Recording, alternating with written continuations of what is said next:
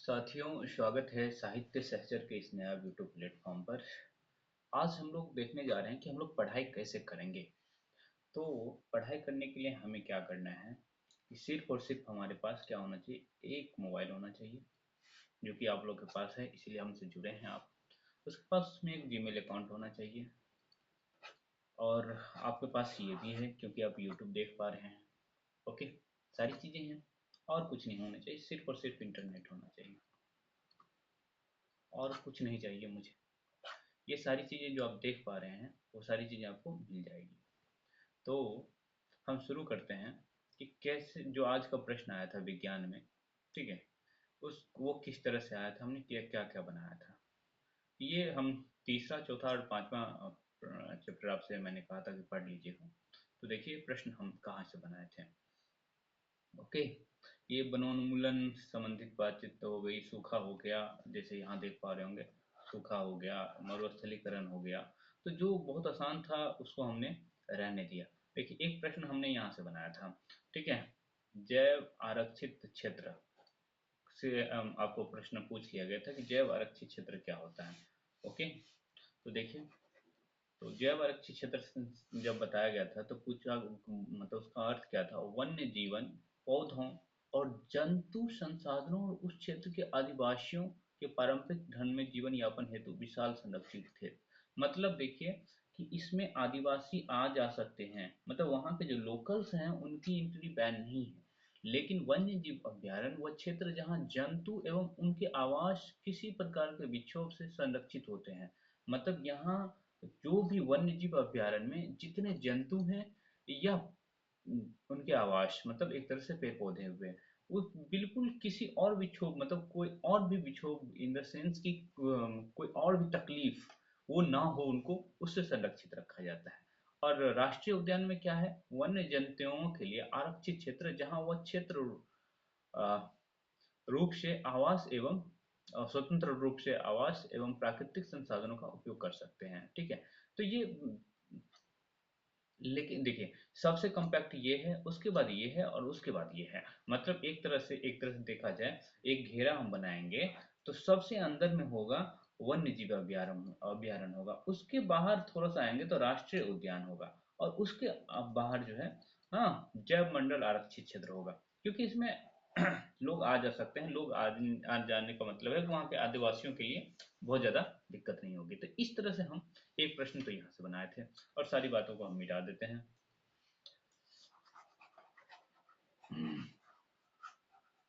ठीक है, एक साथ हम मिटाने का कोशिश कर सकते हैं, ऐसा नहीं कि एक साथ वन क्लिक में मिट नहीं सकता है, मिट सकता है, लेकिन बहुत ज़्यादा ज़रूरत हम नहीं समझते हैं इसका। ठीक है, हम साथ साथ में मिटाते भी चलेंगे। एक प्रश्न तो यहाँ से बन गया था, अब वो दिख पा रहा होगा। उसके बाद यहाँ से मैंने एक प्रश्न बना लिया था, पंचमढ़ी एक ऑप्शन में आया था, वो देख रहे होंगे, तो पंचमढ़ी का फोटो आप देखे होंगे भी। यहाँ से भी एक प्रश्न बना था, किधर से बना था, ये राष्ट्रीय उद्यान, हाँ यहाँ देखिए,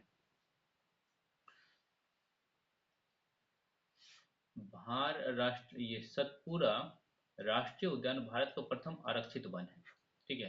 तो ये यहाँ से आपसे प्रश्न पूछ लिया गया था, भारत का प्रथम आरक्षित वन, ठीक है।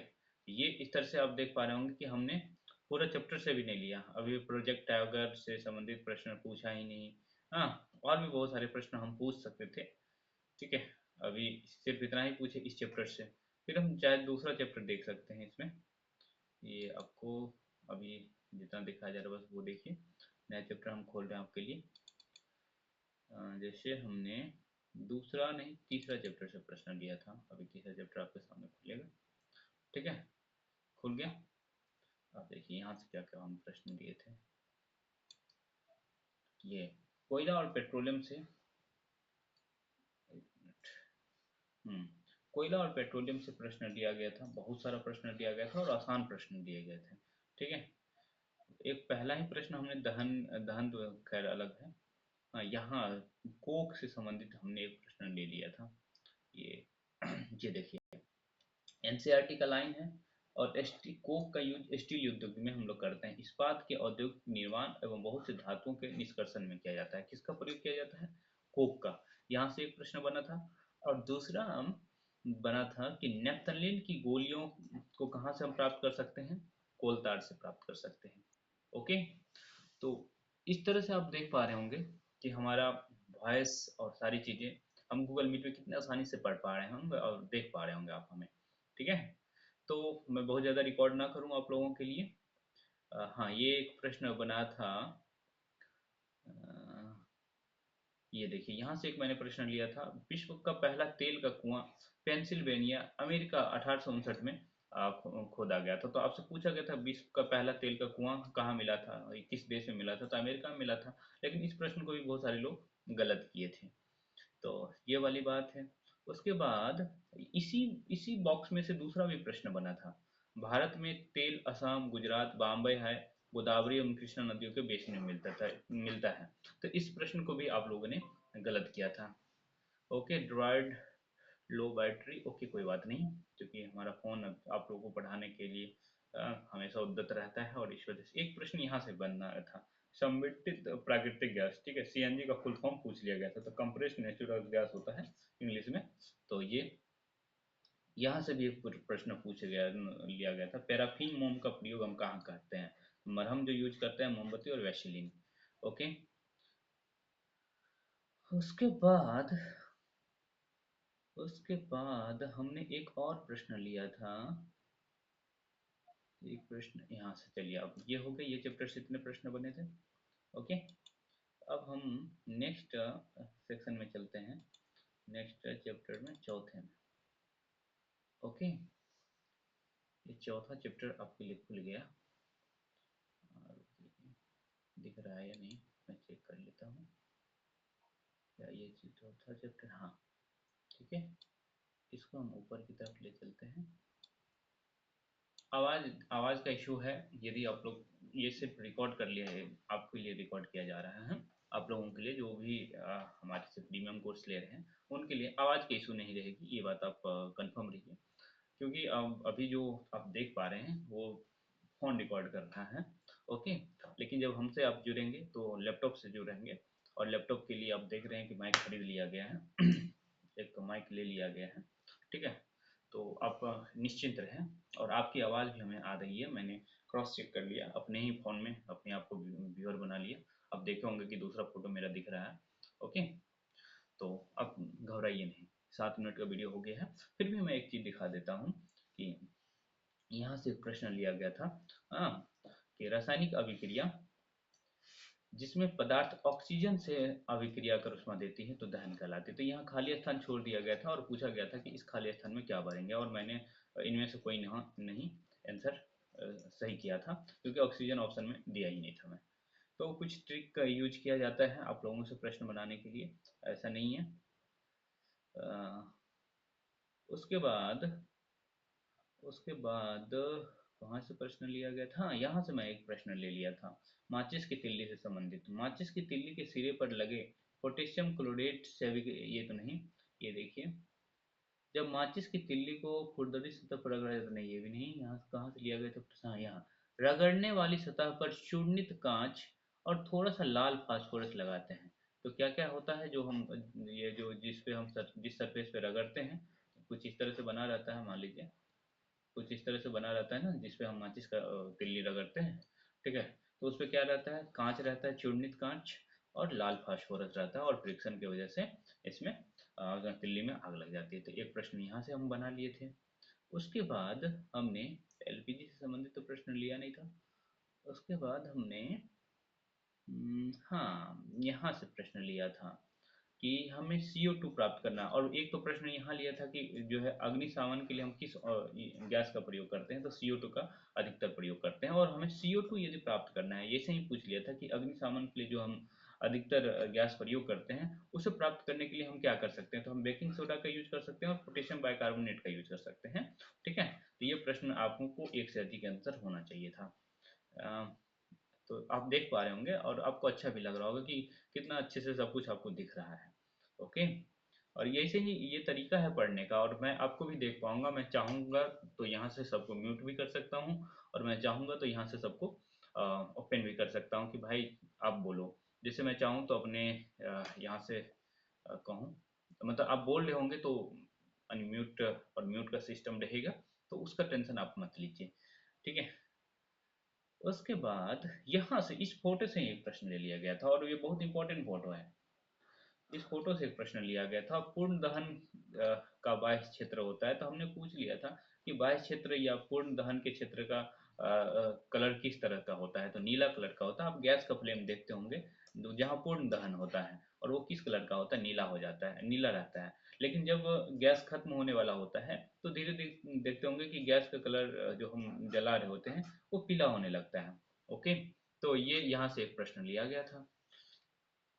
उसके बाद हाँ, यहाँ से एक प्रश्न लिया गया था और मैं एक ट्रिक किया था, मैथ्स का गेम खेला था। हाँ, 1 किलोग्राम उस मतलब ईंधन को यदि हम जलाते हैं तो जो उसमें प्राप्त होती है उसी को उसमें मान कहते हैं। तो हमने पूछा था कितने किलोग्राम ईंधन को जलाना होता है, तो 1 किलोग्राम तो ऑप्शन में दिया ही था मैं, उसके साथ साथ 1000 ग्राम भी दे दिया था, और बहुतों ने इसका आंसर गलत किया।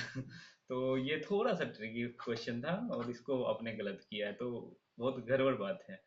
ओके, तो उसके बाद यहाँ से एक प्रश्न लिया गया था कि सबसे अधिक ऊष्मीयमान किसका होगा, तो हाइड्रोजन का होगा। देखिए 1.5 लाख किलो जूल पर किलो है। ओके, उसके बाद एक प्रश्न हमने यहाँ कहीं से ले लिया था। हाँ, ईंधन के अपूर्ण दहन में विषैली गैस निकलता है, उसको क्या कहते हैं, कार्बन मोनोऑक्साइड। तो इस तरह से आप देख पा रहे होंगे कि हम आप ही की किताब से प्रश्न ले रहे हैं, आपको बता करके प्रश्न ले रहे हैं, ठीक है। तो आप लोग अच्छे से पढ़ना शुरू कर दीजिए, और मतलब अभी तो ये समझिए कि हम कितने बजे, 2 बजे रात में आपके लिए एक एक्सपेरिमेंट के ही तौर पे देख रहा था कि किस तरह से हम लोग पढ़ाई करेंगे, ठीक है। और मुझे नहीं लगता है कि इससे बेस्ट तरीका आप अभी देख पा रहे होंगे कि मैं आपसे बात भी कर सकूं, आप मुझे देख सकें, ठीक है, आप मैं आपको देख सकूं, और बातचीत भी कर सके और पढ़ाई भी कर सकें। ओके, तो बेस्ट तरीका यही है, और इसी तरीके से हम लोग पढ़ेंगे। इस क्लास को हम चाहें तो रिकॉर्ड भी कर सकते हैं, जो कि बहुत आसान है हमारे लिए ये काम करना। मैं चाहूँ तो 1 सेकंड में एक क्लिक पे रिकॉर्ड कर सकता हूँ। इसको थोड़ा सा गैप कर दें।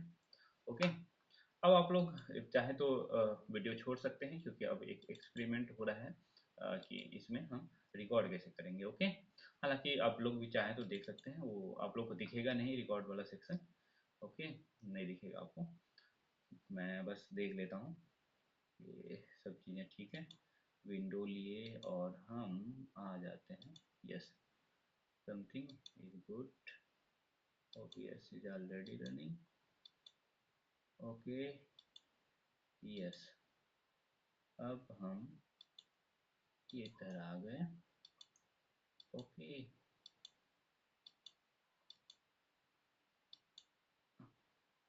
ये रिकॉर्ड किया जा सकता है, ऐसा नहीं है, पर अभी वास्तव में वो जो हम एप्लीकेशन यूज कर रहे हैं उसका नियम ये है कि पहले हमें खोलो, ठीक है।